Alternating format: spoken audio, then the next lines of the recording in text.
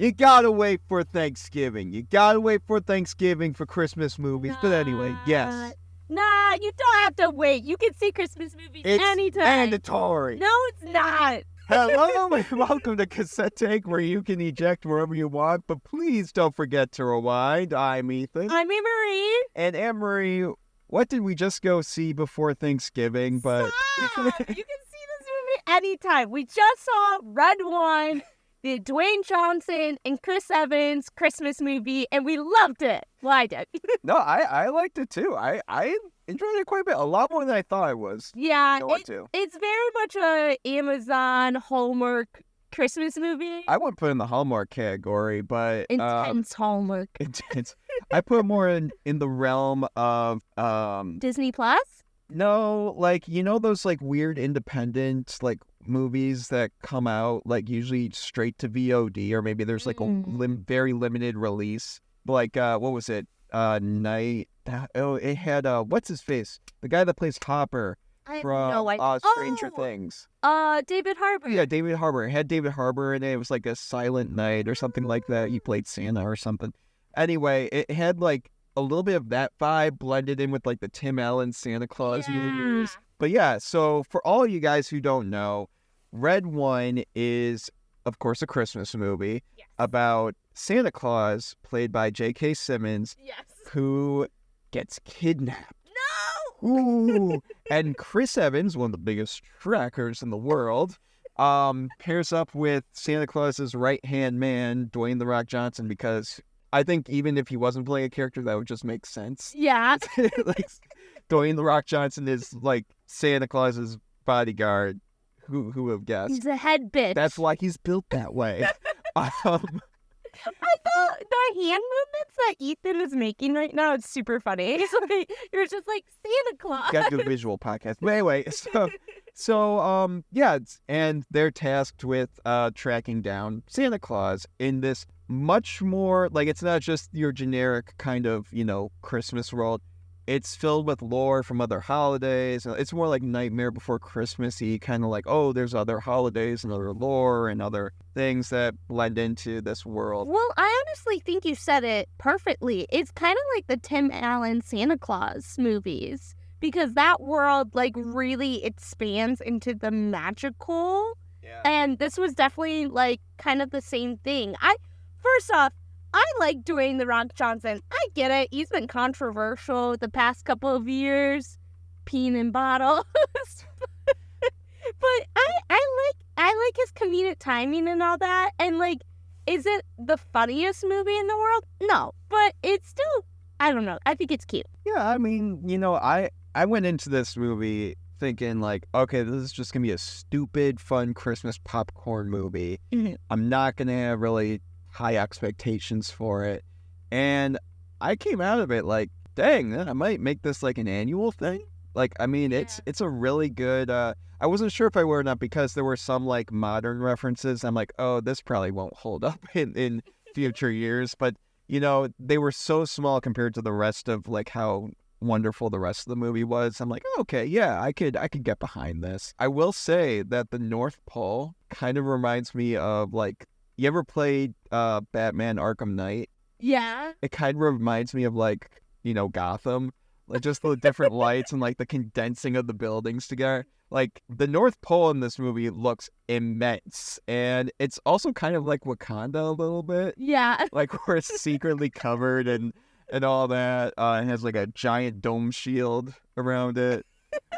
I love Christmas movies. I love when they show the North Pole, because I love seeing how different it is in each movie. And this one was super cool with all the lights and everything, and just the world that they build. Like there's like different elves, or as enormous large fellow. I mean, there was, there's like elves, which is kind of like a weird acronym for like their kind of Secret Service equivalent. And then there's like a different races, different creatures from various parts of mythology. Trolls, which That was kind of funny. That was clever. That was definitely Yeah, like clever. how they utilize them in the movie. And then, there's other aspects and like that blends in mythology and all that. And I think it was very well done with how they decided to do that. Obviously, in the trailer, there's Krampus, and then like other aspects. In fact, the main villain, big mythological character. We won't give it away, but like there's just a big aspect to it, and it was really well brought together. I will say I think this movie might have been a little. Oh my gosh, yeah. Not by too much though, but it was definitely like it could have been cut by maybe 15 minutes. Yeah, I'm thinking of one scene where I'm like, yeah, that kind of dragged out a little bit too much, but again, it's around 2 hours, which is pretty normal for a movie. So, Yeah. I'm glad it wasn't any longer than that, but. Yeah, I really like the world of it. Like, again, I'm a huge Christmas person, and I know Ethan is hating me because he thinks Thanksgiving is not a prelude to Christmas, but it is. Well, it is a prelude, but I'm talking about the time before that, between Halloween and Thanksgiving. What are we supposed to celebrate? Thanksgiving. You prep for the Thanksgiving. It's like Santa prepping for those 364 days, except Boxing Day because they have that day off. But they those 364 days before Christmas to travel the world and prepare like Christmas. It's like the time between Halloween and Thanksgiving is dedicated to prep for the Thanksgiving meal and being like, get the Charlie Brown Halloween, the Charlie Brown Thanksgiving special on.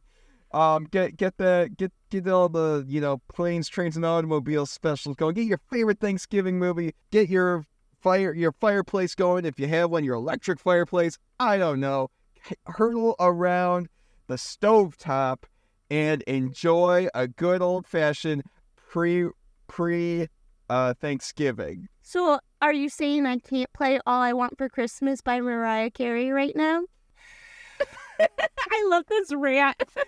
But we aren't here to talk about that. We're here to talk about Red One, which I would say is definitely a movie that y'all should go see. But, again, don't hold it to like this high standard of like the greatest movies of the year kind of thing. You're going to be disappointed. But like if you just go in, and just understand like this is just going to be like go in watching a Hallmark movie, right? Yeah. Have that mentality. You turn it on your TV and turn off your brains. And you'll actually be pleasantly surprised that you didn't need to turn off your brain at moments. Yeah, I'd say for the most part, you can keep your brain on. Yeah, I think it's cool. Again, like, is it perfect? No, the CGI is so wonky. But I think it works here. I think it works because they create such a wonky world. So. Yeah, it is very wonky. And I will say, like, there's a moment towards the end that it does get very obviously wonky. Yes. But I'm just like, I don't know, it works and it's fun. It's really fun. Yeah.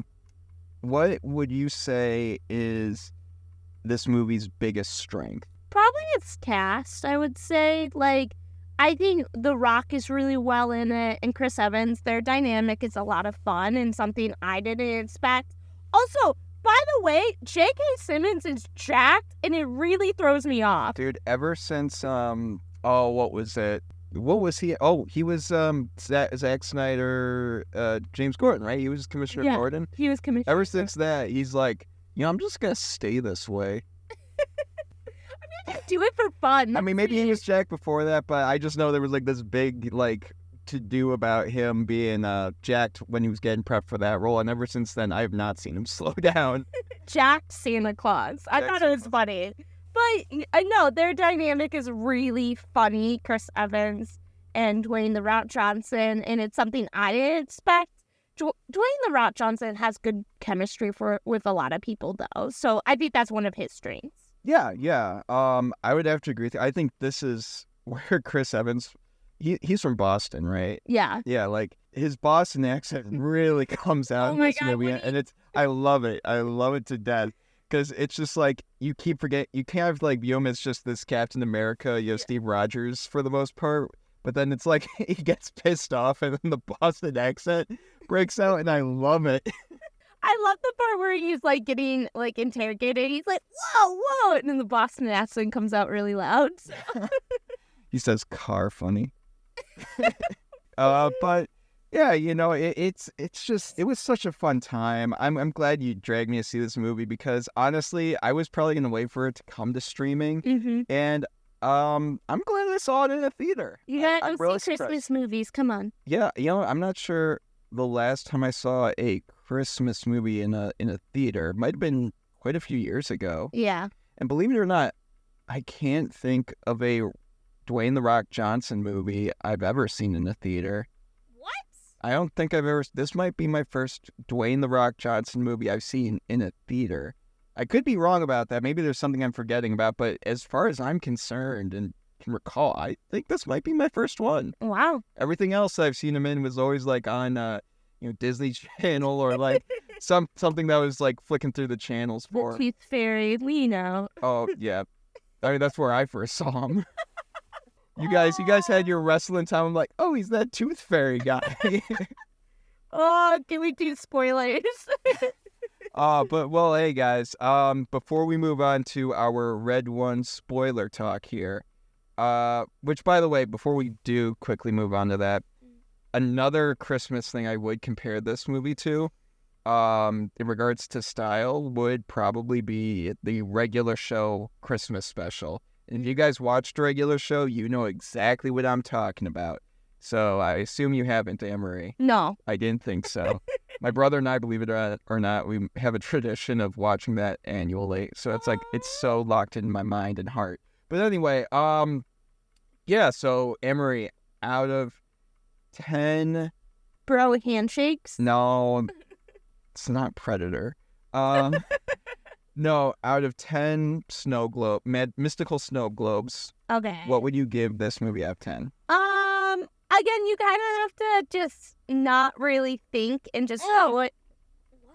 No, okay, I take it back. Mystical snow globes was stupid and just a placeholder for what I actually want to put down. Okay. Which is going to be 10 Krampus slaps.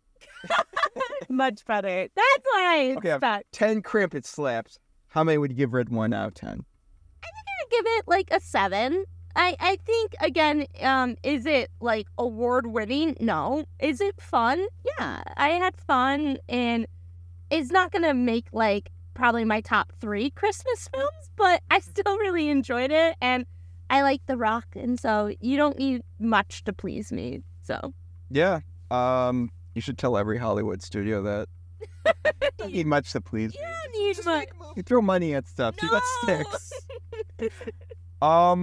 Okay, yeah, I would probably give it a 7 out of 10 because, knowing what it was going into it and, not, again, having low expectations for it and actually being fairly surprised by it. And honestly, I think I told you this in the theater, I would probably, consider making this like an annual movie I would watch, during the holiday season. So I would have to say, I'd give it a good 7 out of 10. There we go. So I also really love the lore building. Again, the mythological aspect of this movie is very well done. So really love that. Yeah, I think it's the best part. Yeah, mythological world building and the cast. Yeah. So, Definitely. all right. So guys, have you guys seen Red 1? We weren't able to do the early access screenings, but I'm sure some of you might have, considering a lot of you guys are cinema nerds like we are. But hey, if you've seen the movie, let us know your takes on our tapes in those comments down below. We're excited to hear your thoughts on it. And also, what is your favorite Christmas movie? Yes. Yeah, we want to know. Or any December holiday you celebrate, Hanukkah, Kwanzaa, etc. Happy holidays. Festivus, even. Whatever you celebrate, let us know in those comments down below and your takes on our tapes in those comments down below. There you go. Nailed it. All Spoilers? right. Now it's spoiler time. Again, if you've not seen Red 1, what are you doing? Go see Red 1 and then come back here. But if you haven't seen Red 1 and you want, for some reason, only God knows, and Santa, he's watching you. And sorry, you, Billy. You. Billy. There's a kid named Billy listening to us right now. I guarantee he's Billy, going to I'm be called out. sorry. But hey, just don't be a sadistic person and get out here. Get out here if you haven't seen it, and then come back once you've seen it. Now, spoiler time. Why did you go Boston? I didn't go Boston, more like New York. New York. Okay. So in this film, we kind of mentioned it that Krampus is in it, but the main villain is Grilla. I have no idea. Grilla. Is that a mythical? Yes. Okay, I didn't In know. fact, if you guys have played God of War Ragnarok recently, she is one of the boss fights. Oh, that's where I recognized her. Yeah, so she's like the giant witch that's like, running around and stuff. But I don't really know like her specific lore, other that she is, a giant witch that, it's up to no good. So She dated Krampus. My goodness. you know what? It's kind of on brand for her. Like they had the tails, they had like the about them, So like, they work together. Yeah. I think this movie was kind of surprising because I did think they were going to go one way where they were going to make Jack O'Malley at the end admit that he like sold out Santa. But they didn't go that way, which I kind of liked. Like when movies are able to kind of shift me in a different direction, I really like. I also think that the Krampus stuff was a little bit long because they were just slapping each other. I mean, I don't know. I got some good testosterone boost. You're like, yeah. It's like, yeah, we slap face. Oh my God. Hang on, that came out really wrong. We slap face with hand. No, like, I mean, yeah, I would say the Krampus stuff, I really thought it was going to be really cool when they first started, but then I realized how long they were going with it. But I don't know, I didn't think that part was too long. What would you have cut Okay, out? I probably would have cut more of the Bermuda stuff. That's the part I probably would have cut out. I also thought the beginning was probably a little too long. The first act of the movie probably could have been sliced down a little more, and that's probably what I've taken out. The ending I thought was fun. Yeah, so the ending is they fight on the bridge before Saint Nick takes off, which is kind of cool, and they're fighting above the city, which was neat. And Gotham, they're fighting. they're fighting. That's straight up Gotham, guys. It's straight. You play the Arkham games, you know exactly what I'm talking Too bad Michael Keaton wasn't Santa Claus. That would have been funnier. about. Honestly, considering the role, it would have worked. It would have worked. Yeah, JK Simmons is in it a ton. He's sleeping for most of it. Yeah, he's the damsel in distress. Oh, I didn't even think of that. And that is indeed quite his tempo. I just still can't believe how beefy he is. Bro, he's a beefcake. It's Beyond like belief. No, inspiring. okay, in this case, beef cookie. Oh, yeah, beef cookie. Yeah, wholesome beef cookie. I feel like there's not much to spoil because, like, if you've seen a Christmas film, you know. Yeah, it's like you know what's going to happen in the end. But then again, in a movie like this where death is on the table, I suppose, like, because they bring up the word kill. Yeah. I was not expecting the word kill. God. So much so I belched. Like the word kill to be brought up so many times, in this movie. I'm like, wow, I'm digging it. Like, Yeah, this was definitely PG-13 more than anything. yeah, which is, again, if you've seen the regular show Christmas special, that's why I bring up that comparison. There's a lot of, like, stuff where, like, dang, they did that to Santa? Like, kind of moments. And, like, oh, wow. But, you also have the Coca-Cola polar bear in this movie. Oh, yeah. Who's definitely what it is. It's the same bear, 100%. And, I really think while the CGI, like we were bringing up, the CGI in this movie is pretty, It's all right. it's like Sam Raimi kind of style CGI, or, what's the other guy? Robert Rodriguez? Yeah, Robert. Yeah, that kind of blend of CGI. Spy Kids. Yeah, where it's like more focused on the like making it happen on the screen rather than focused on making it seem like as real as possible, just immersing you in the story more so, in the visual storytelling. But Polar bear looks good, though. Polar Bear looked fun. It looked pretty good. The snowmen were straight up felt like out of Calvin Hobbes, like what Calvin from Calvin Hobbes would imagine the snowman would be like in his front yard, which was fun. I will say, like, I really thought the when Gorilla kind of turned into her true form, I thought that was probably the best CGI. Again, that's probably because it's dark, and when it's dark, and there's barely light reflecting on the object or character that is a CGI character, it tends to be better because there's less you need to kind of adjust and fix. But yeah, it just seemed like that looked so much better than the other CGI in the movie. But again, I think it worked for this movie. Yeah, I think it did too. I did think it was funny when they were doing the running scenes. I kept thinking of Twilight. Or like Peter Parker when he's running across the building says Tobey Maguire, yeah.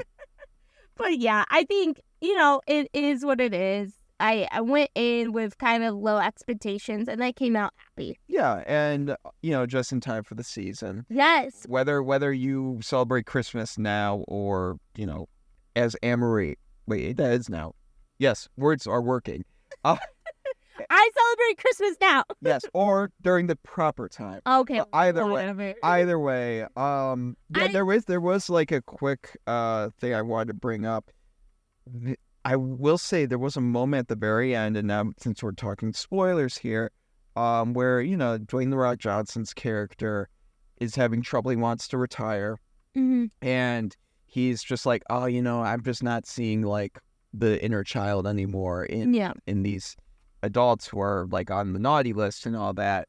And he, at the end of the movie, he kind of sees what's Chris Evans' character? Jack. Jack, yeah. You see Jack's character sitting down with his son, who they've had like a weird relationship throughout the movie until now. They're sitting on the sleigh and just kind of like talking. He looks at them, and Jack's character turns into his like little child form. And I thought that was just such a wonderful visual moment. And just like JK Simmons' big smile, dressed as Santa, just like kind of was a nice cherry on top, like, oh, you see it. I'm just like, dang, that's wonderful. I think, it was a very nice touch that they had, and it helped close out the movie really well. Yeah, I think when you are a Christmas movie, you have the job, like, this is your mandatory job to do, is to at least have, no matter how good or bad you are, to have that one moment at the end that really stays with the audience where it's like, you know what, I might just turn on this movie again or pull up the YouTube clip just to feel this moment around Christmas time. True staple. Yes. Ethan, before we end, I want to ask, what's your favorite Christmas movie? Why would you ask me this? Because this is a Christmas movie. I think that's so stupid. No. It's not even Thanksgiving yet. So you're going to answer this question. No, oh gosh. I have mine. What's yours? I have to say I love Home Alone. I know that's such a classic one, but Home Alone is so good. Macaulay Culkin just kills it in that role, and I love it. Home Alone is a great one. I'm not one of those guys that just says, like, Die Hard, because Die Hard's a Christmas movie, and Die Hard is badass, which it is, undoubtedly. But I will say either Polar Express or, oh gosh, why can't I think of it? I have to see, this is the thing, in this Star Wars Christmas special, no, I have to be like in the Christmas mindset for like all these movies to pop up. Switch your brain. Oh my gosh. But you know what? Well, as a placeholder, as we get closer to Christmas season, I will bring it up.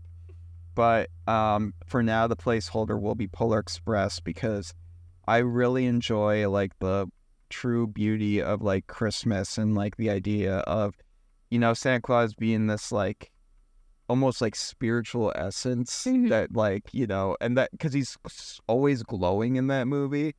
And also there's a little bit of bias I have with that one because after that movie had come out in theaters, I went back home and at that time, like I'm just like so enamored by the idea of Santa Claus, and I'm like, wow, I want that bell. I really want that bell. Like I would love a bell from Santa's sleigh. So I wrote a letter to Santa, and I'm like, I don't really want anything else. I just want a bell from your sleigh. And so I send it in, and then on Christmas morning, I receive a bell that looked exactly like the one from Yeah, the thing, the movie from Santa's Sleigh, and it's wonderful. It's one of the best, like, fulfilling moments I had as a child. So it's wonderful. Well, my answer was just Home Alone because Macaulay Culkin, and you gave such a sob backstory. I can't help my childhood, no matter how wholesome it gets. That's so sweet. I'm cursed, but anyway, cursed with blessings. But anyway, a blessing like this movie was upon my optical nerves and my ear holes. So, that's a weird way of putting it.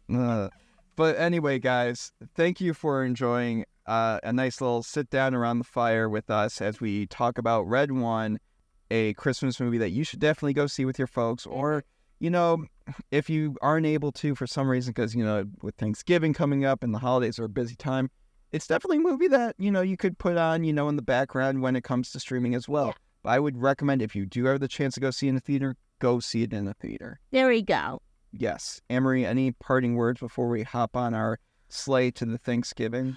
Christmas can be celebrated within November and December, and even January. We don't discriminate. Yes, but the specifics within there, we got to get very political to it. But anyway, and nothing says political like November. Yes. But anyway, very early Christmas to all of y'all. And we'll get to reviewing more movies as we get closer to the holiday season. And who knows, maybe we might do a review of our, some Christmas movies that have already come out.